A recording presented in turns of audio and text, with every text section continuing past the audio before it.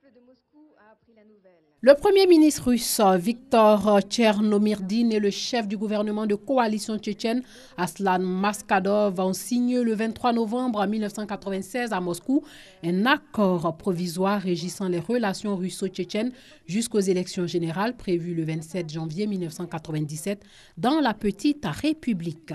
Un peu plus tôt dans la matinée, Boris Yeltsin avait levé le dernier obstacle sur lequel butaient les négociations bilatérales en signant un décret ordonnant le retrait de toutes les troupes russes de Tchétchénie, mais sans toutefois préciser de date. Par ces deux gestes, Moscou montre sa volonté de poursuivre le processus de paix entamé le 31 août après 21 mois de guerre. Le texte signé n'aborde pas l'épineuse question du statut de la Tchétchénie que les accords ont eux-mêmes mis entre parenthèses jusqu'en 2001.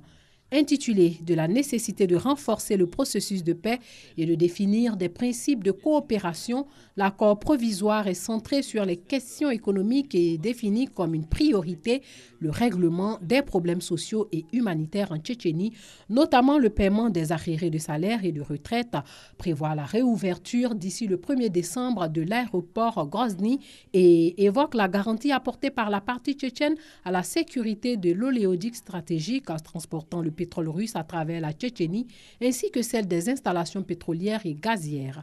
Les deux parties s'engagent aussi à coordonner leurs actions en matière de défense, à n'entreprendre aucune action qui mettrait en danger leur sécurité respective. Le plus important est la promesse de l'évacuation de toutes les troupes russes. Moscou insistait sur le maintien de 2 brigades, c'est-à-dire entre 5 000 et 6 000 hommes en Tchétchénie, alors que le retrait total des troupes russes était pour les indépendantistes une condition sine qua non à la tenue des élections.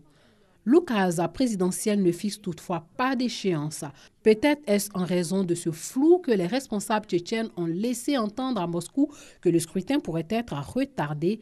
La date du 27 janvier prévue pour les élections pouvant marquer seulement le début de la campagne électorale.